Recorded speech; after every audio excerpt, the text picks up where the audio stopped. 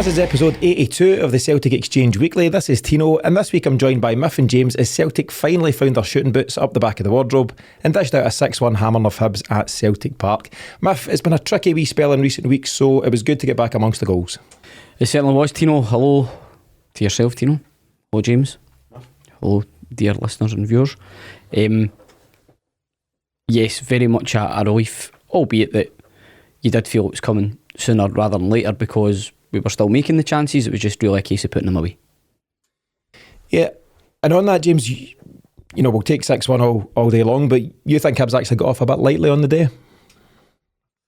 I think they didn't play that badly, but at the same time Celtic could have scored 2 or 3 more and you couldn't have really complained about it. So yeah, I suppose it could have gone either way. It could have been slightly less than 6-1, but could have also been 10-1. Yeah.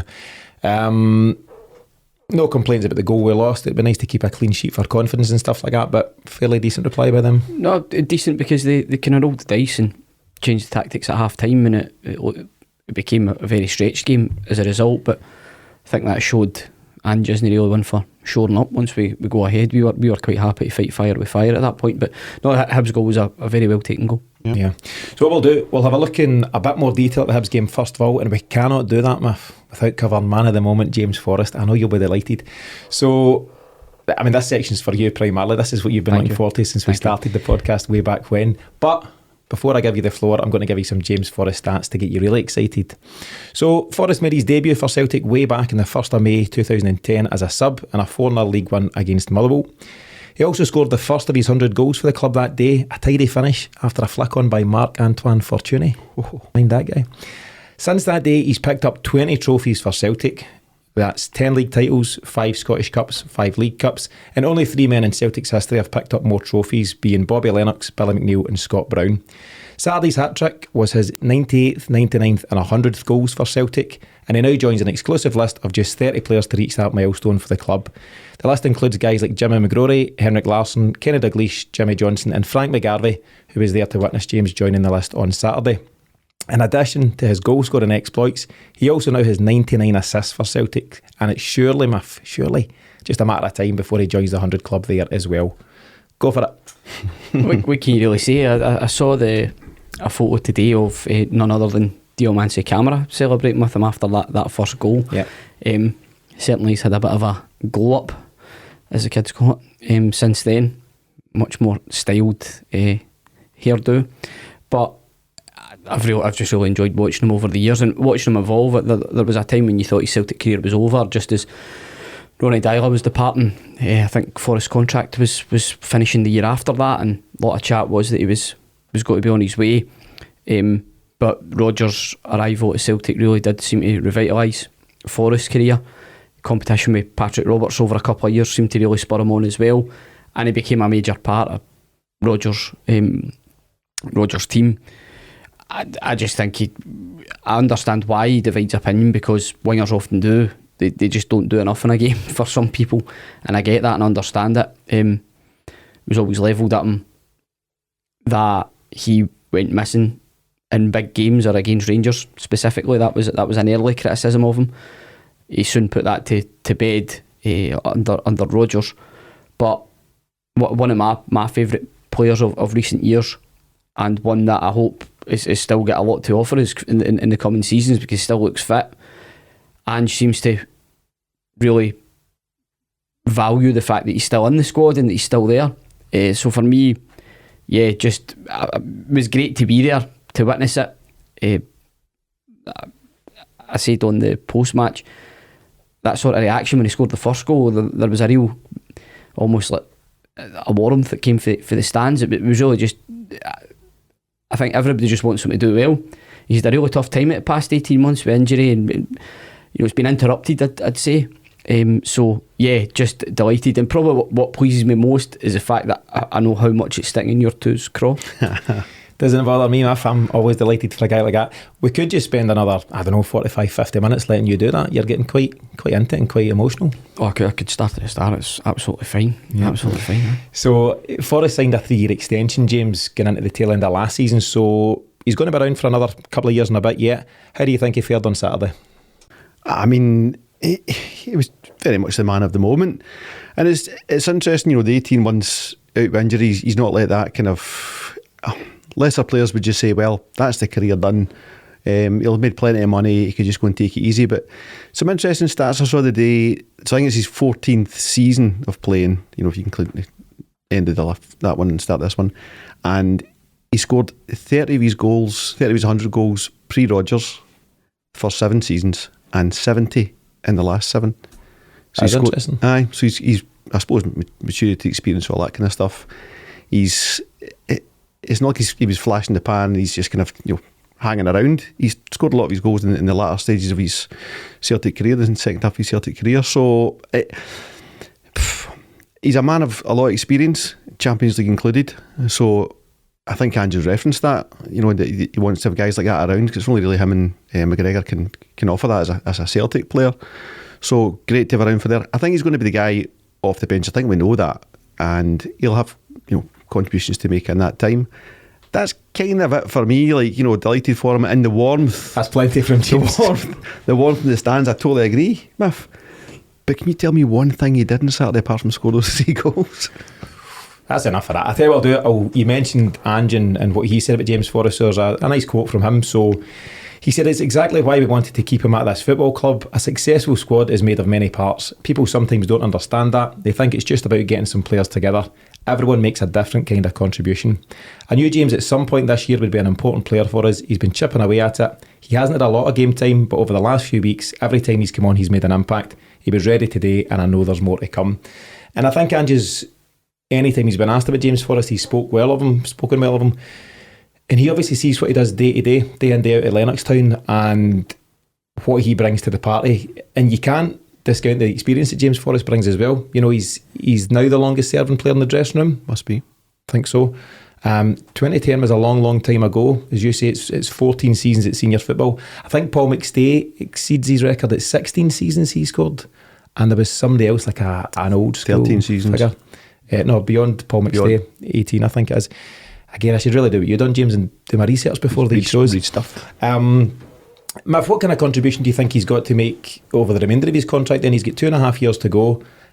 Saturday was a real timely reminder that he still gets something to offer. And to Ange's point, you just seen something a wee bit different about James Forrest when he came off the bench the last couple of games. He just looked like he was that wee bit sharper.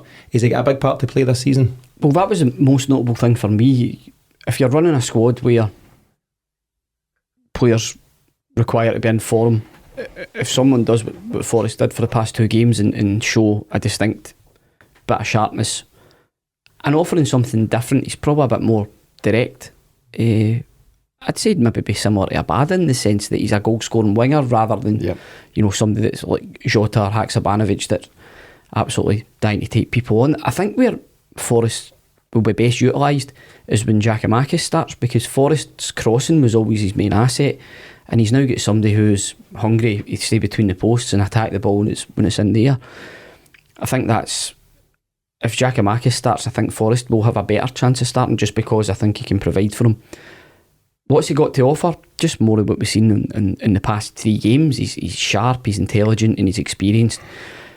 The key thing for me about Forrest is he's been over the course and distance. When you're getting into these slogs over the period of the Championship, getting into the winter months, going and, you know, getting your 3 points, getting out of dodge, he's got that ability to conjure up moments that provide assists and provide goals.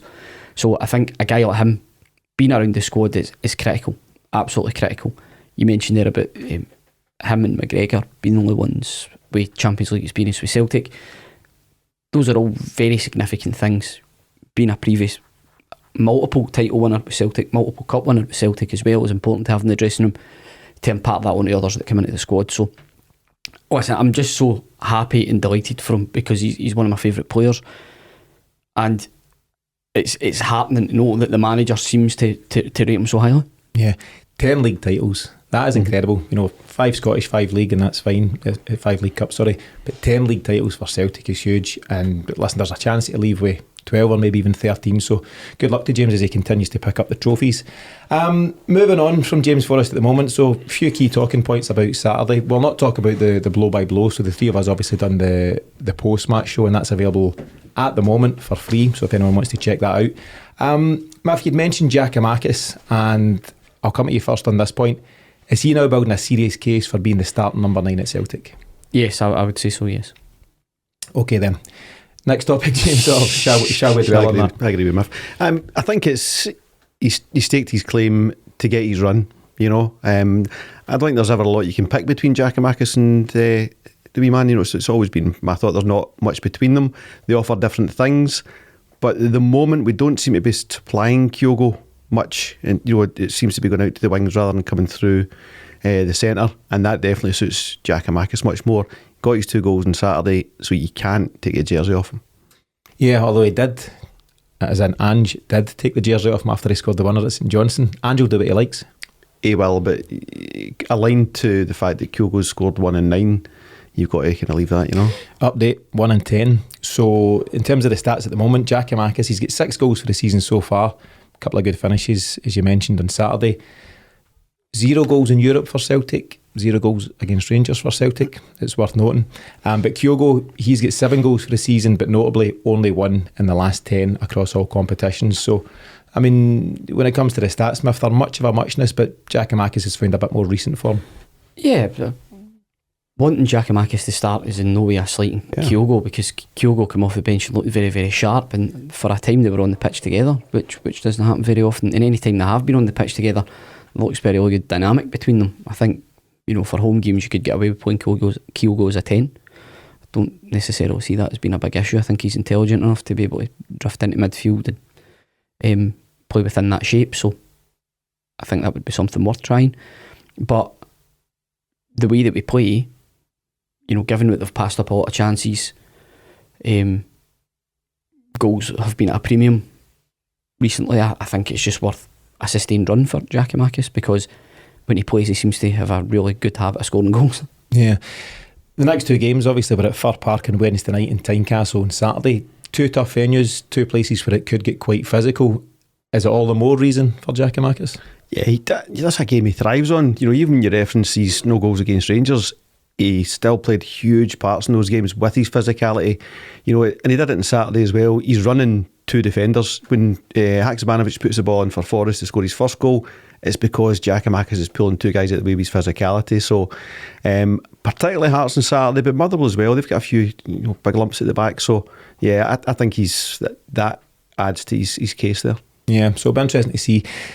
The game against Motherwell, it's important, of course, as any game for Celtic is, and it's the League Cup, the first trophy that Ange won, but Saturday at Tynecastle is the more important. So it'll be interesting to see if he starts him on Wednesday or if he just bides his time with them and puts him in for Saturday. No, I think he'll start both, because he's got that rotation at 60 minutes if he wants it, and maybe he will be quite strict on the 60 minutes and not keeping him on past that, so he's fresh for Saturday. Yeah, okay, so let's see how that goes.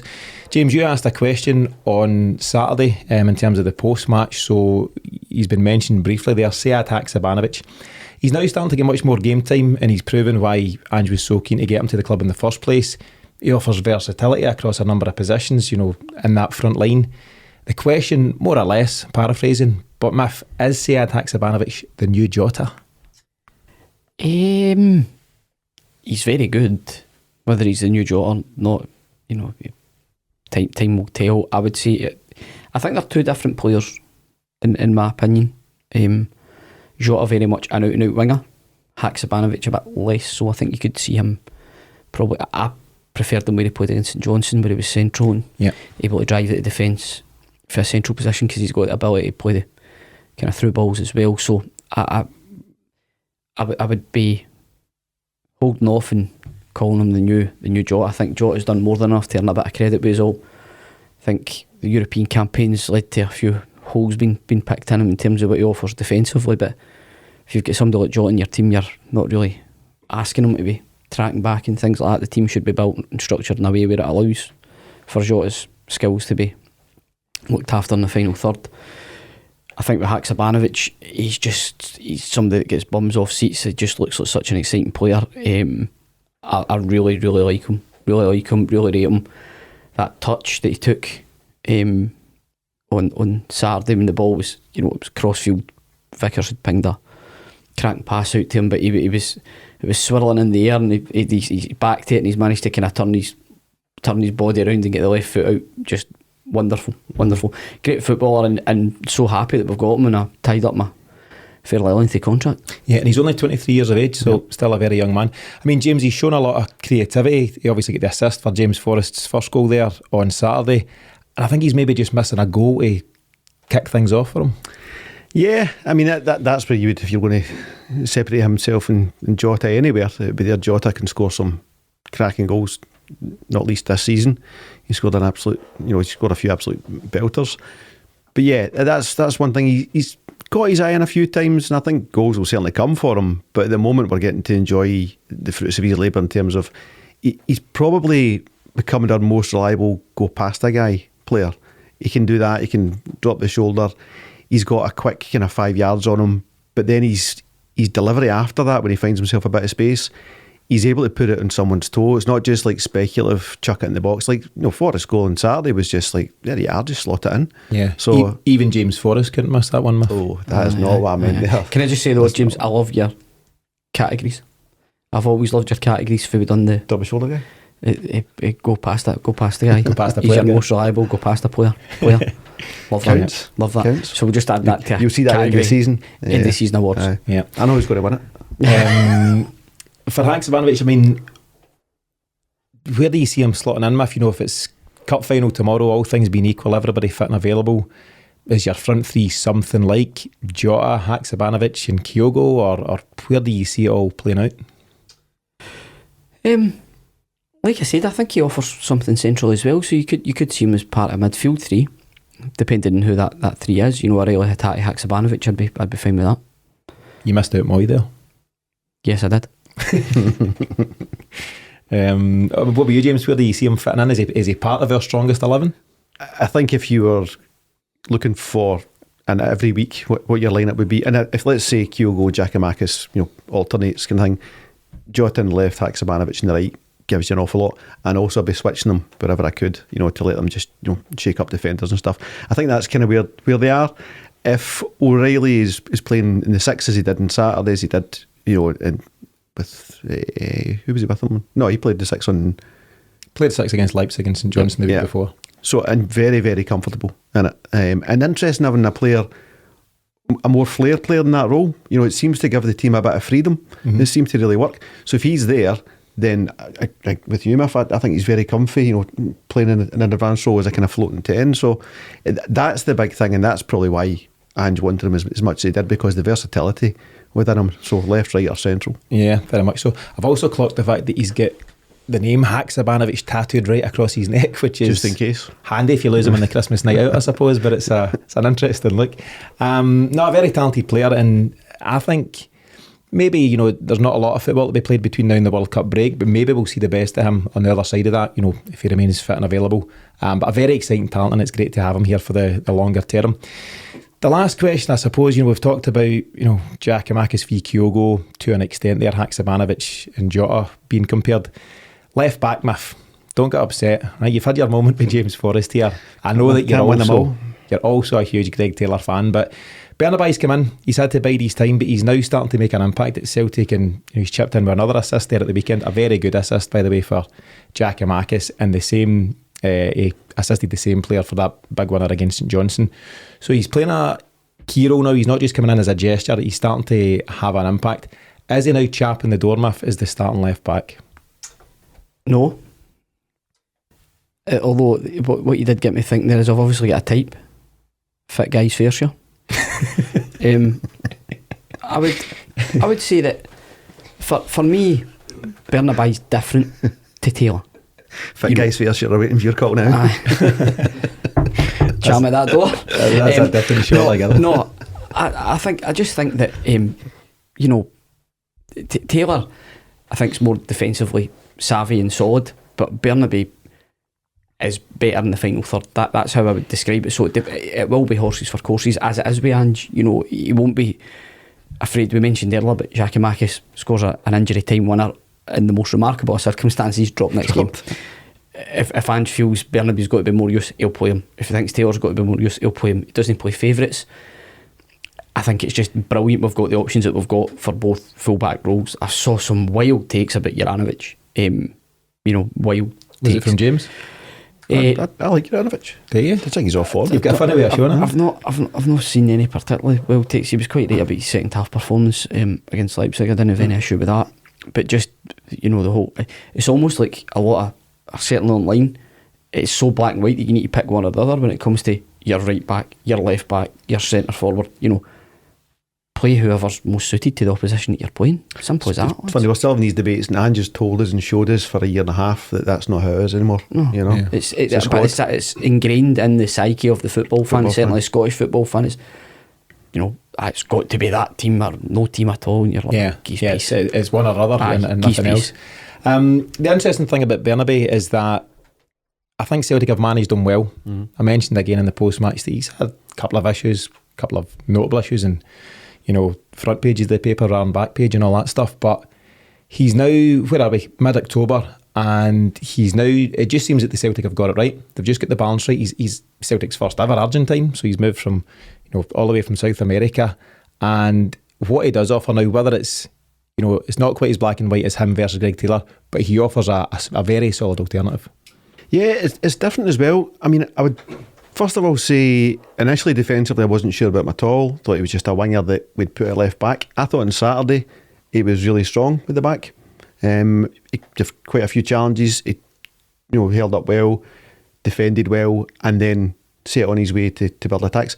He doesn't invert, which is quite interesting. He's more kind of an overlapping left back. I didn't see much inversion from him, whereas Taylor has taken a year to absolutely perfect that. He's just so good at it. So it might come down to games where Ange feels he's going to be more, there's more width than requirement for inversion, What's the opposite of inversion? I was trying to think while you were talking. Extraversion? Outversion? Yeah. Inversion? Extraversion, yeah. Aye. So he's the extroverted left fullback. We'll come back to you. Aye. We'll email you about that one. I preferred overlapping.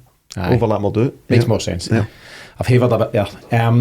So I've mentioned a few times, but regular listeners will know that we provide additional content to subscribers with our pre and post match episodes for every Celtic game. And for a short time, we're making these shows completely free on our regular podcast feed to allow non-subscribers a chance to check them out and enjoy those episodes for themselves. So on that note, you can now listen to our full Hibs post-match show with myself, Miff and James. That's available now. And for more information and subscription options, visit the CelticExchange.supercast.com. Miff, all those additional shows are available for substantially less than the price of a macaroni pie and a Capri Sun at Celtic Park. Certainly the current price of a macaroni pie. So what you're saying is that's more Miff for nothing? More Miff for nothing at the moment. For now. So can't give me away. We're trying our best to give Miff away, and then if you like Miff, you can pay for him. So easy. I don't like your theme the way this episode's gone, lads. We may need to edit a few things about. Moving forward, so on our most recent show, we introduced our Mystery Celt feature, which has gone down pretty well with listeners and online, so we'll be continuing that here. Resident expert Paddy absolutely nailed the last one after one clue. So that was, of course, Georgios Samaras.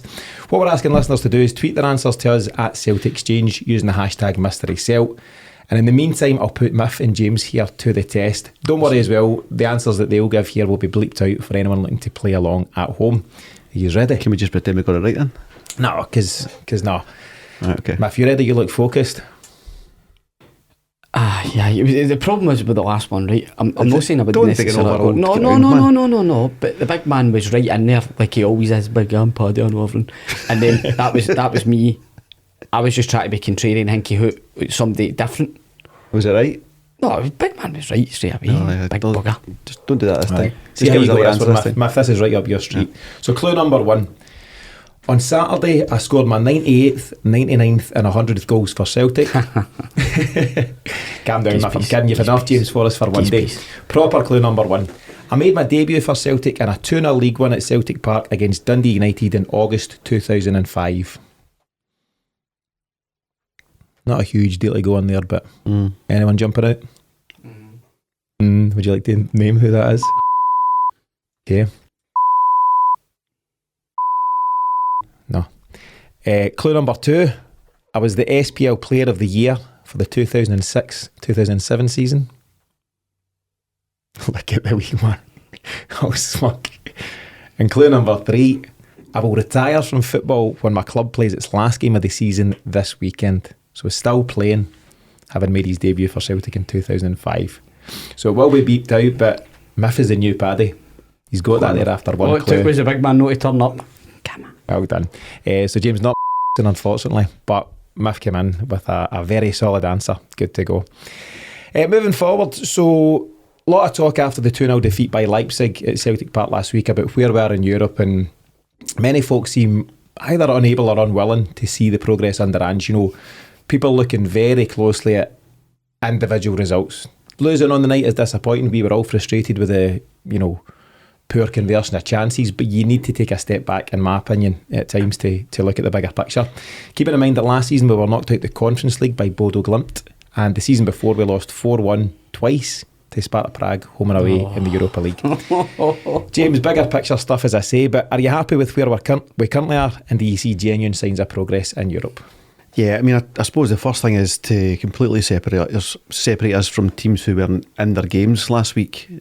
Scottish media would like to draw us into that vortex. And Who do you mean, James? Other teams in Europe. We're nowhere near that. We're just nowhere near that. Ange's point is the most salient one. We're in all those games, and even if you take Leverkusen at home last year, not in that game whatsoever. The progress we've made since from then till now is nothing short of remarkable. We're obviously not there yet, because you don't get any prizes for slaps in the back, and you were in the game but you get beat 2-0 or 3-0 or 3-1. But it's coming, and wherever this season ends up Europe wise, next season we'll go closer again, and then we'll really start to make things work. It's just, I'm very happy with the progress, disappointed with the results, but we know where we're going. That seems very balanced and fair, James. It'll never take off. Balanced and fair, man. Miff? Just going through the Celtic Exchange Almanac, I believe that is the first mention of salient and vortex. Certainly in the same breath. So well done, James. Thanks, enjoyed that. Like you say, Tino, there doesn't seem to be room for balance. You can be happy with the progress, disappointed with the results. How is progress measured? I think it's measured by how competitive we are in the games. Now, there will be people that say football's all about winning. You don't get anything for taking part, all that nonsense. We actually get quite a bit of money for taking part in the Champions League. But that aside, the fact is, I've been to the games under Lennon and under Rodgers where we have hardly touched the ball in a home game against really good opposition, and sometimes not really that good opposition. Now we are seeing just as much of the ball as the opposition, creating really good chances and just not taking them. That's a different problem to have, rather than just being completely steamrolled or run over. Yeah. So I think you've got an agenda if you say there's no progress. I mean, there's a case there, and you're right in the face there this week with Neil Lennon's, is it Omonia Nicosia? Is that how you pronounce that? Yep. Against Man United. Now, there's serious levels between those two clubs, but the point remains that Lenny just went and parked the bus in the most blatant way. The goalie had the game of his life and pulled out save after save, and guys are throwing themselves at the ball and all that stuff and all that energy, but ultimately they lose the game.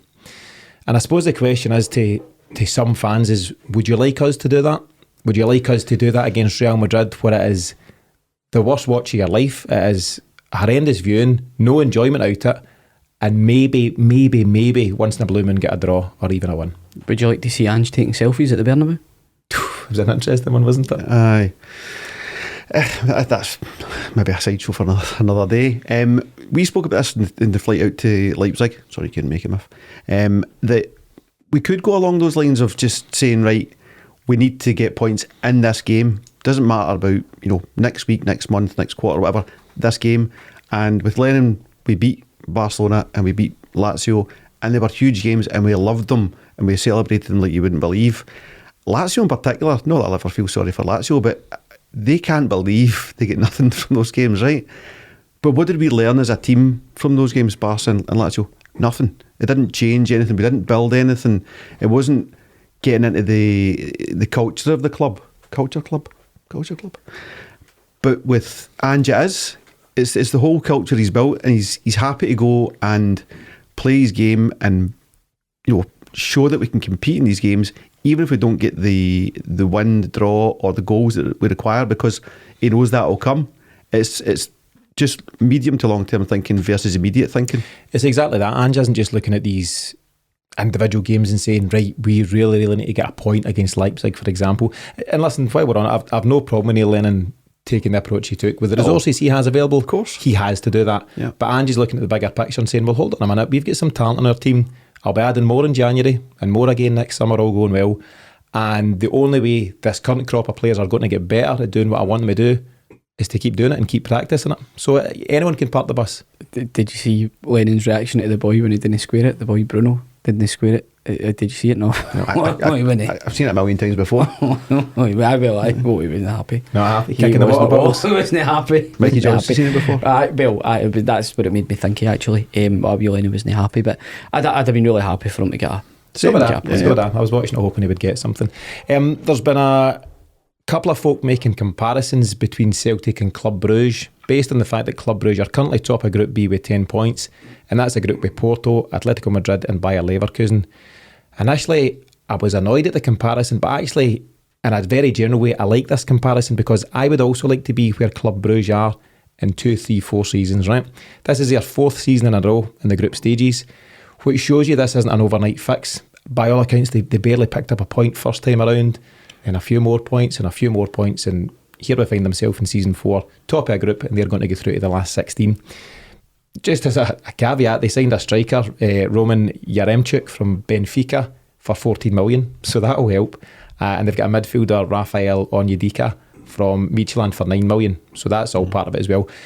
But maybe Ange looks to a Club Brugge they're not an elite European club, they're not in the top 12, 16 or even beyond in terms of the big hitters at the Champions League level. But is there any reason, James, why we can't be that club?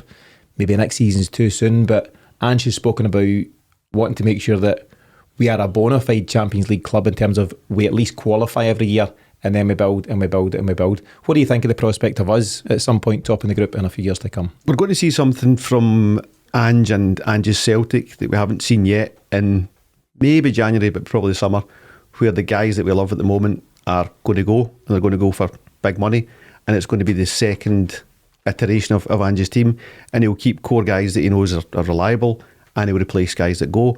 And if you're selling someone for 30, 40 million, maybe, we've got guys that are potentially in that bracket.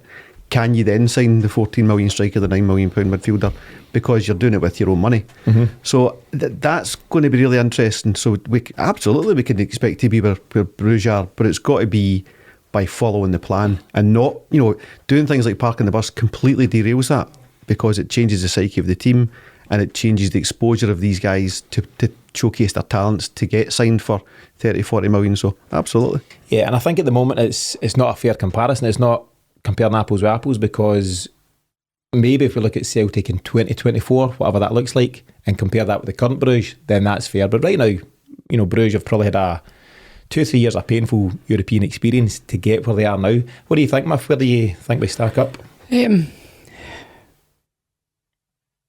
Bruges comparison, I see why it's made. It's a fairly obvious one for the point of view that you're looking further down the road and you just want to fast forward to that point. But I see that the phrase that keeps being used by Ange is this can't be fast tracked, and it's quite important to keep that in mind. Whilst the competitive nature of football means that you want to win every game, I think you're quite right to say there is a bigger picture at play here.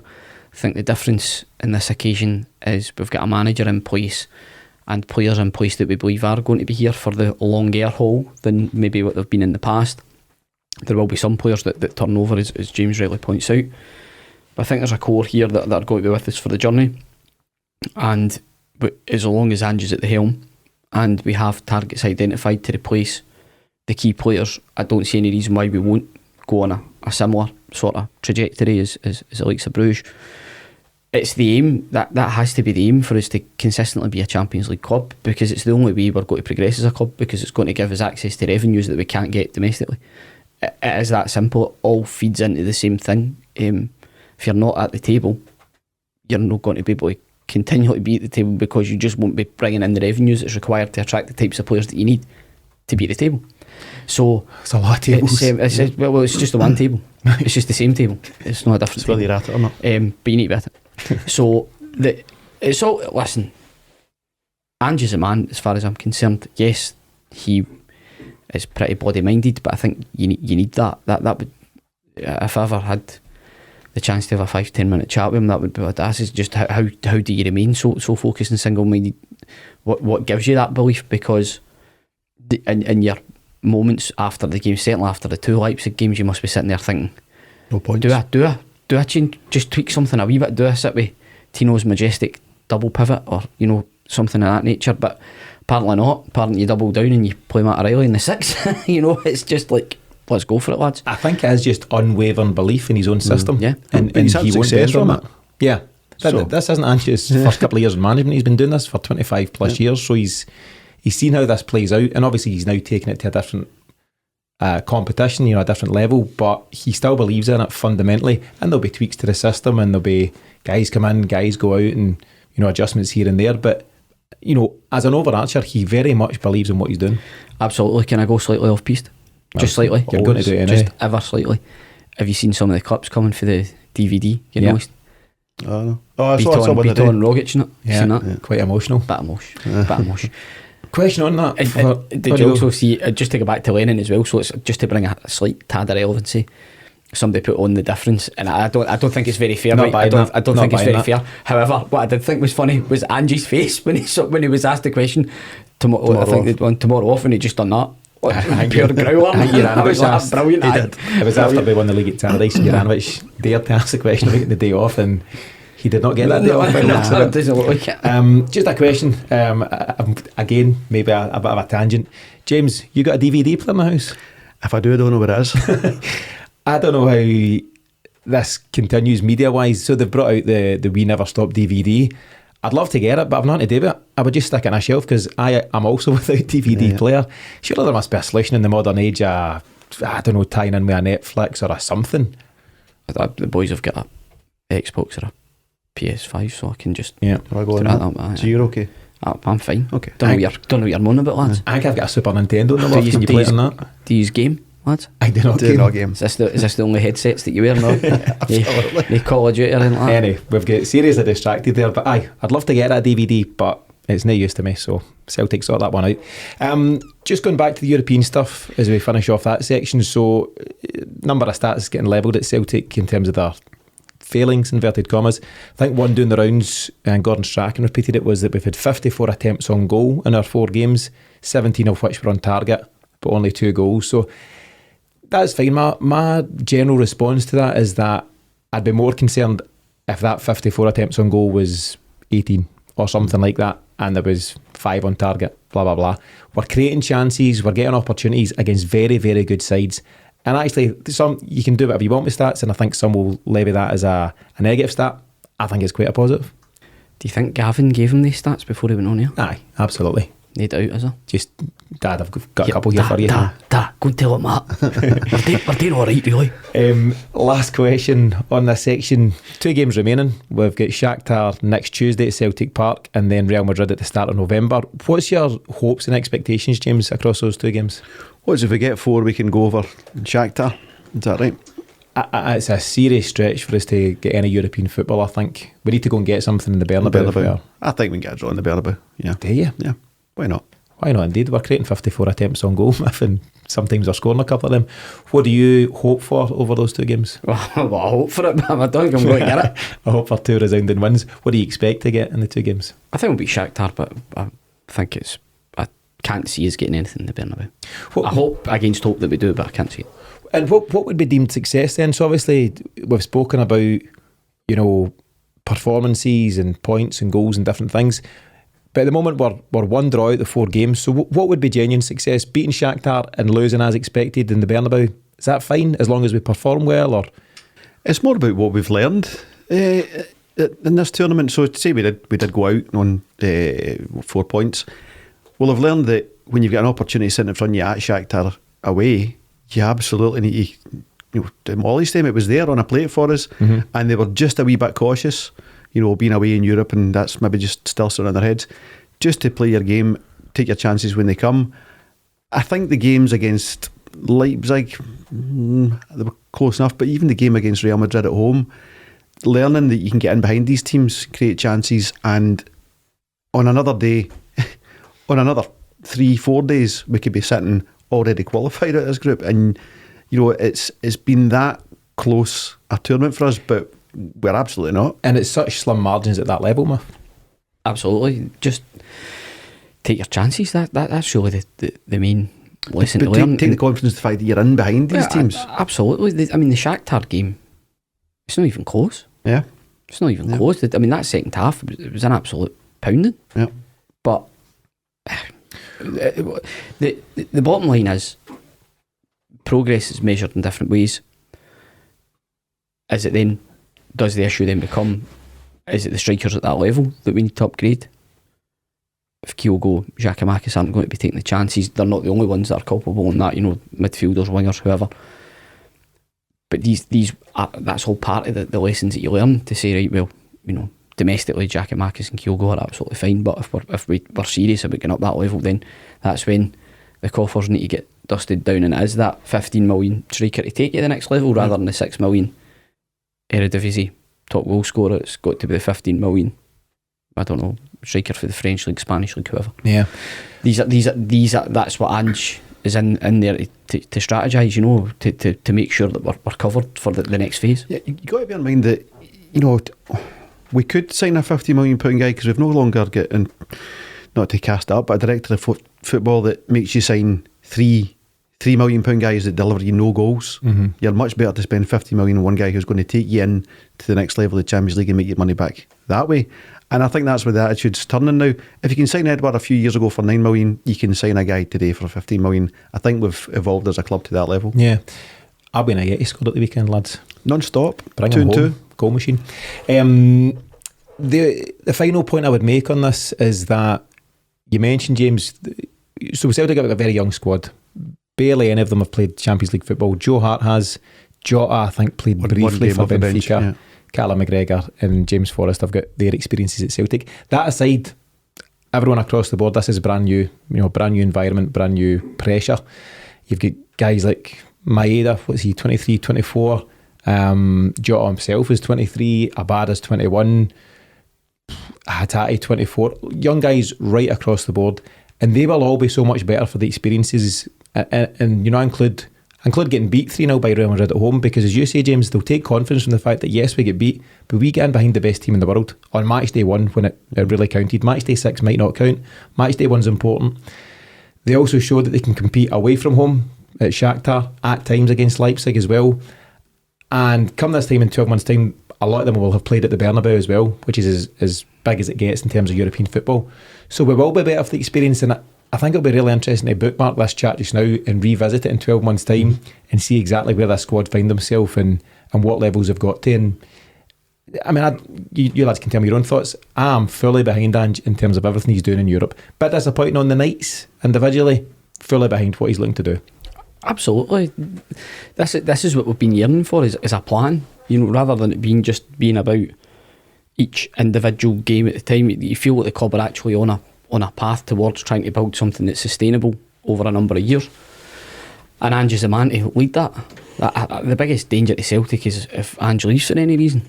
Then, but as because he's the cornerstone of the whole thing. So yeah, I'm fully on board with what Ange's doing. Fully on board. Yeah, I mean, if you just look at the very basic premise, are we a better team today than we were 12 months ago?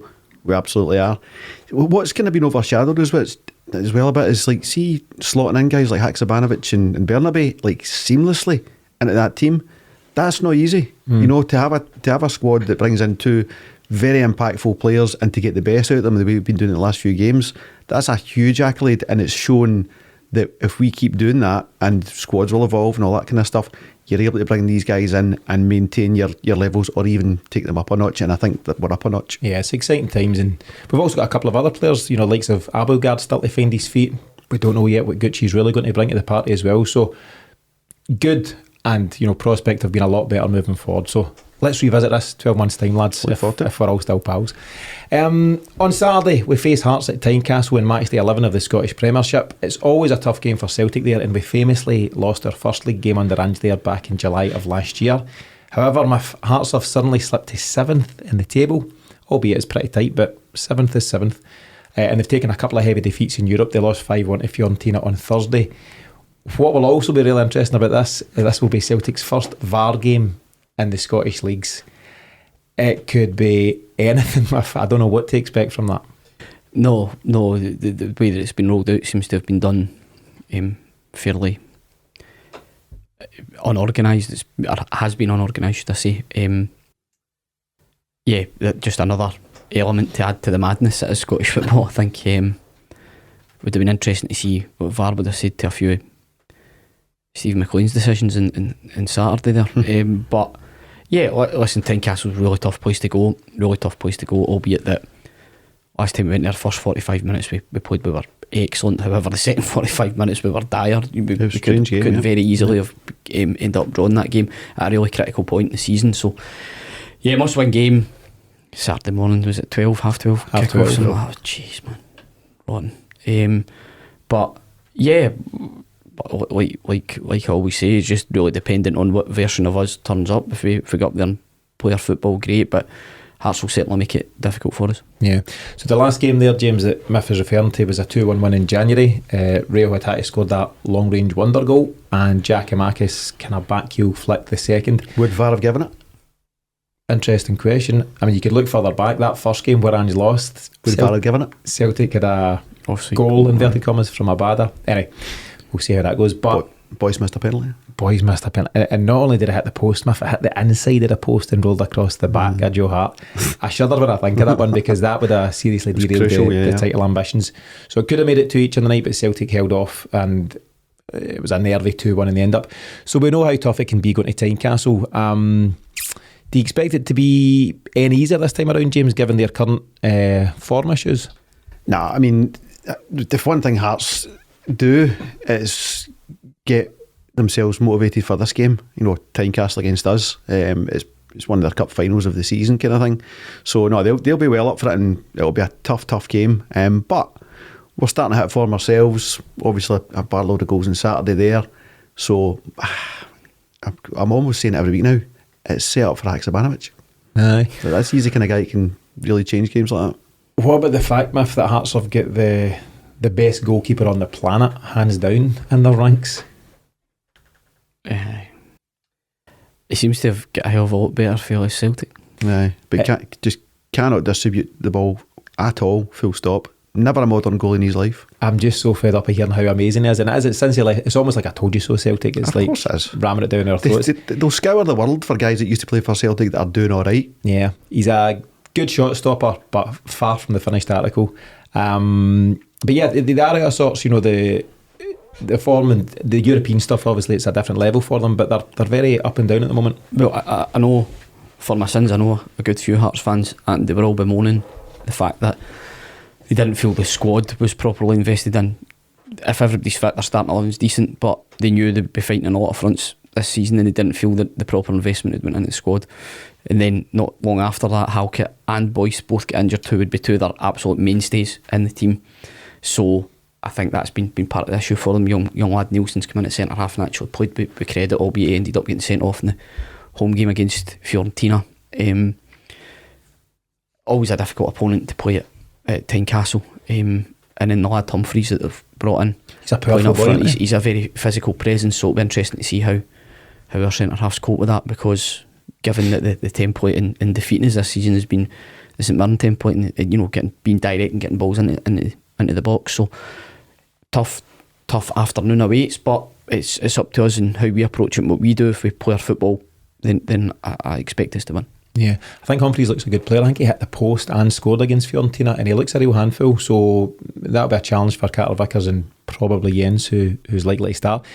In terms of that form, James, they haven't won in 5 games, so they've had 4 losses and a draw, and obviously, as mentioned, Fiorentina's amongst them and different things, but to your point, they'll see this as a good an opportunity as any to try and turn that form around. Yeah, and you know, Tynecastle and the fans at Tynecastle, you know, it's a very bitter place, shall I say? You shall. And that raises the tempo, and the players, as players should, respond to that and, you know, pick up their form. I still think we'll win. Well, we'll come to numbers, I suppose, towards the end of the show, but I think we'll win relatively comfortably. I'm going to come to numbers right now. All right. Geez it. 4-1. 4-1. Comfy enough victory about Tynecastle. 2-1 Celtic. That's your favourite.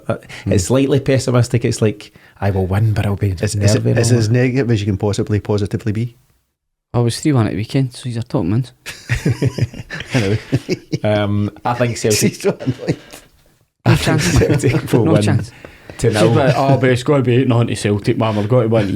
Jamesie, he's after the event predict. I said 5-1, but it was 6-1. No, I mean, geez peace. Witnesses. Geez peace.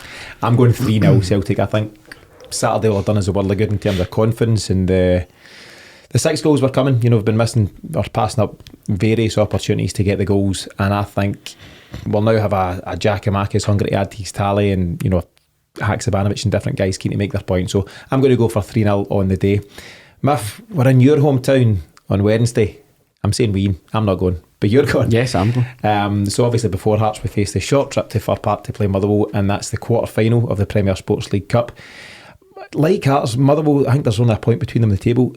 They're on very mixed league form. They had that 5-0 away win at Ross County a couple of games ago, sandwiched in between 3 or 4 defeats, so they're very up and down. They were alright at the weekend against an average Rangers side, is what I would say. They were stuffy, but never really brought much in terms of creativity.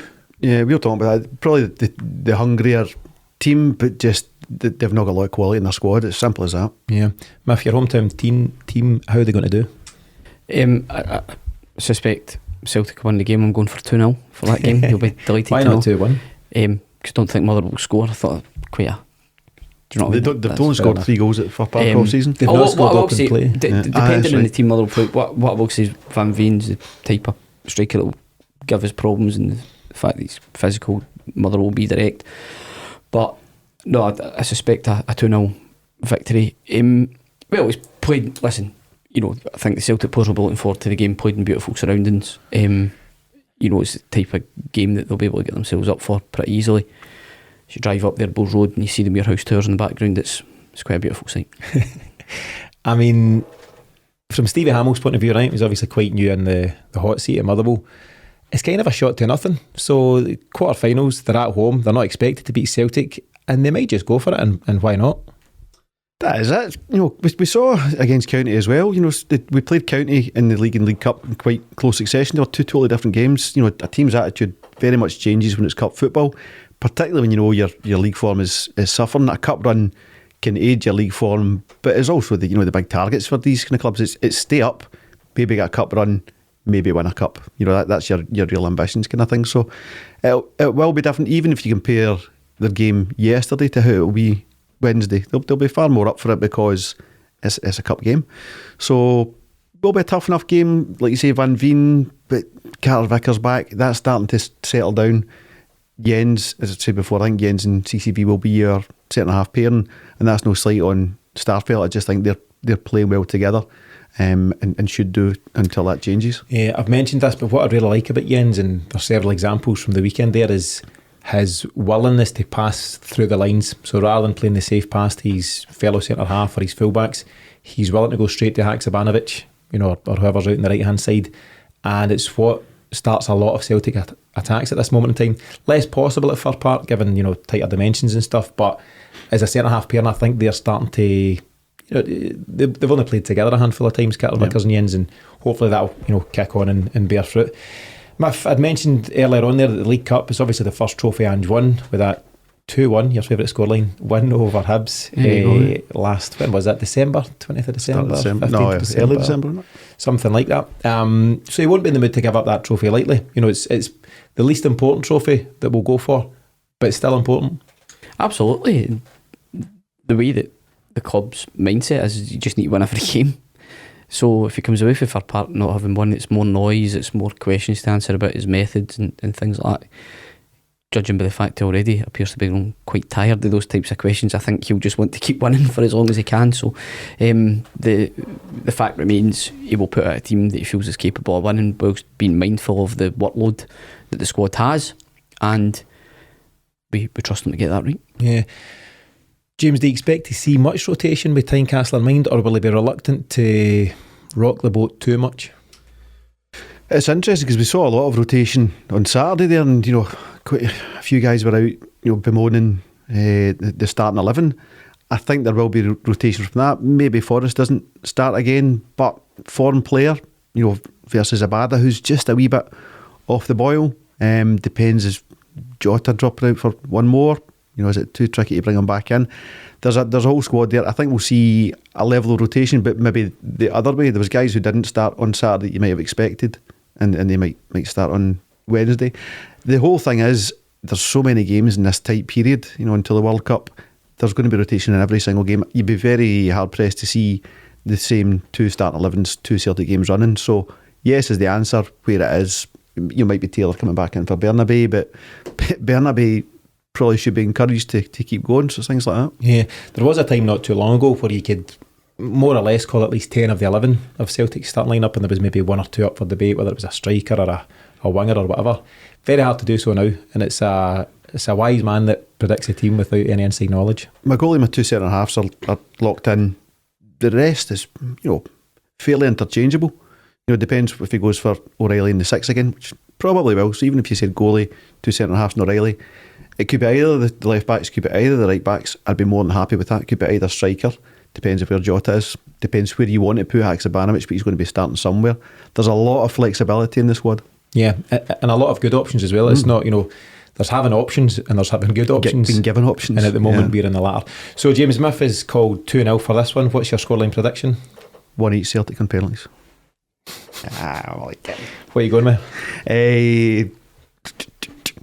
4-0. Scored 4-0. Scored early, and that just suffocates things a wee bit. So right, so 4-0 Motherwell and 4-1 v Hearts.